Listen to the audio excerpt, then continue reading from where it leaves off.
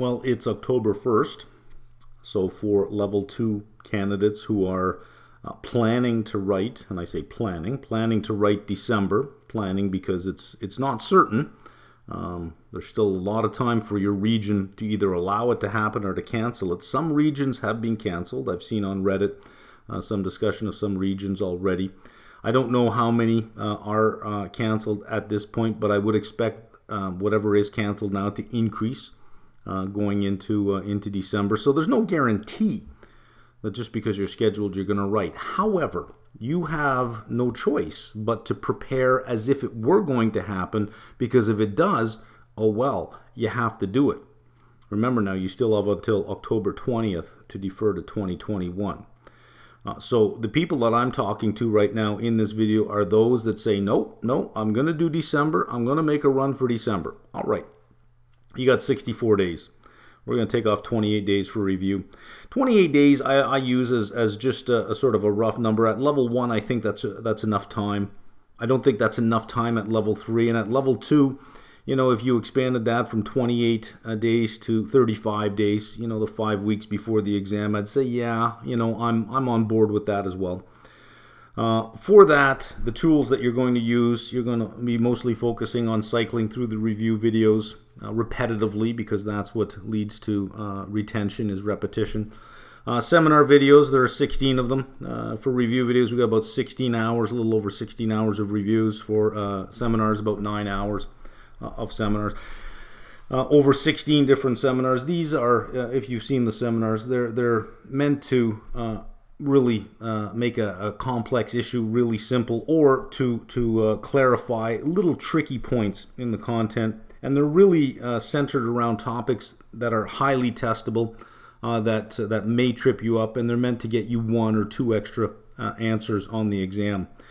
And then, of course, you're going to go through mock exams. We have 4 complete mock exams, AM and PM, which makes 24 hours of mock exams at level 2. In about 2 to 3 weeks, I'm going to put up a separate video on review strategy, of what you should be focusing on in those final 5 weeks and how you should structure your time. I would not blow this off, by the way, the review period, because that's consolidation. That's where you consolidate everything in your mind. And when you're doing this and you're reviewing this reading, then that reading, then that reading, you're going to start to see connections between all of them. And clarity starts to come into play, because you'll start to see that, hey, hang on a second, this formula we used over here is really the same thing over here, and you'll see that it is just applied in a different way, and it adds that level of clarity that you need. So I would not blow that off. The consolidation period is extremely important for tightening up that knowledge in your mind. That leaves you with 36 days if you're going to take 28 days for review, 36 days, or 29 if you're going to go to 5 weeks to finish the content. And many of you, well, because you were scheduled to write in June, many of you are already through the content. Maybe it's your second pass. You feel perfectly comfortable with where you are, and there's no need to let anything go. You're on top of everything. Others may have decided that, June was canceled. It gave you some time, and then you picked it up in August. And now you're saying, here I am again, out of time, even though you were given the gift of almost 9 months back in March. If that's the case, then you do have to prioritize. And if we're going to prioritize, what we don't want to give up are readings that will represent a lot of points on the exam. If we're going to give up some sections or some readings, we want to give those up, or be just a comfortable familiarity with those readings, as opposed to mastering the content of readings that are low yield. So what I've done is I've written down the 10 sections here, and in green we have the point range of what these sections are going to be worth on the exam. And here are the number of readings in each section. And I divided the lower bound and the upper bound by the number of readings to get an average per reading, an average yield per reading on what we can expect that reading on average would be worth. And again, just an average. And then you rank them from highest to lowest. Have a look down here at the derivatives. It carries a weight of 5 to 10% on the exam. It's only 2 readings. Versus, when you look up at quant, it's the same thing, 5 to 10%, but it's 6 readings. It's triple the amount of content. So 2 readings, so each reading will contribute 2.5 to 5% of the exam. So if it's at the upper end of the range, 10%, each reading is contributing 5% of the exam. You're doing like 4% of the readings. 2 readings is about 4%. 4% to get up to 10%. So you certainly don't want to let that go, right? Coming in at number 2 is economics. 3 readings, 5 to 10% of the exam. 1.67 to 3.33% per reading. You can take the middle point if you want. But it's up to as much as 3.33% per reading. So that's number 2. So again, in prioritizing derivatives, economics, that should be at the top of your list. You should really know that because it's high yield.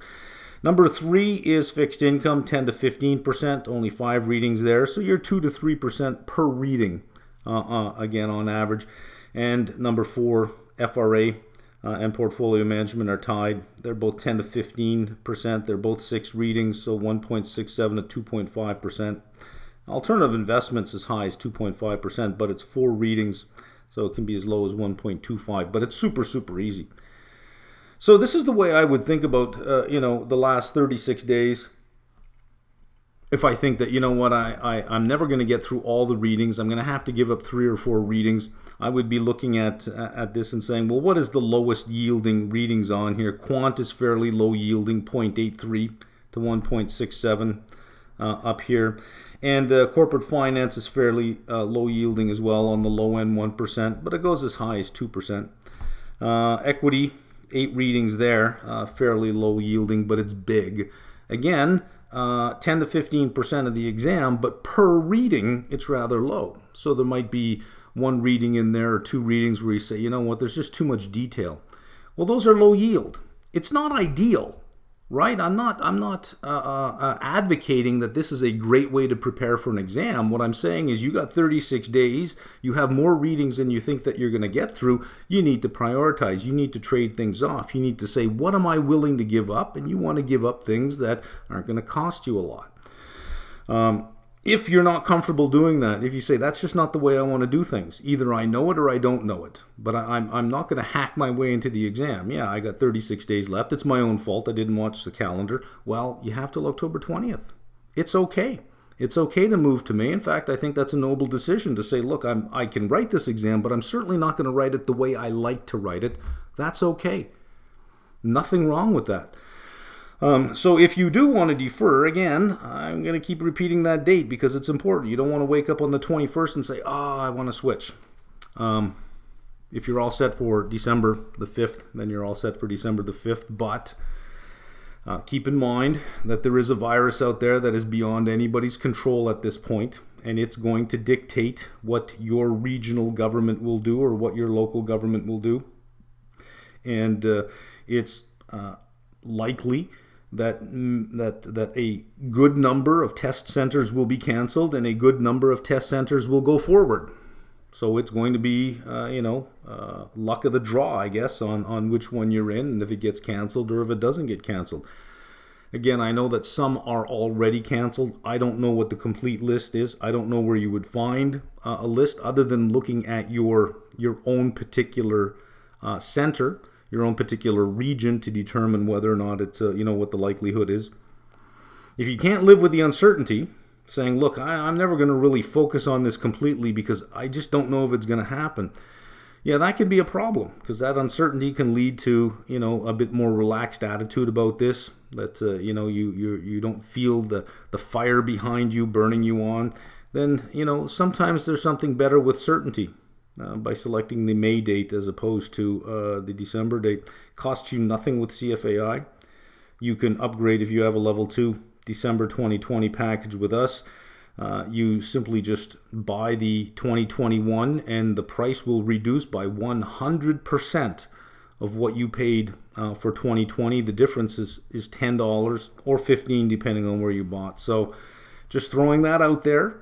When I say prioritize, if you're not comfortable doing that, then you do have a choice. If you say, no, I'm locked and loaded, I'm ready to go, I like the prioritizing, I just thought it would be an interesting way to look at how to prioritize your readings by determining what are the high yield readings and focusing on high yield down to low yield, but do not let ethics go, right? The code and standards, 12.5% there. All right, that's my message.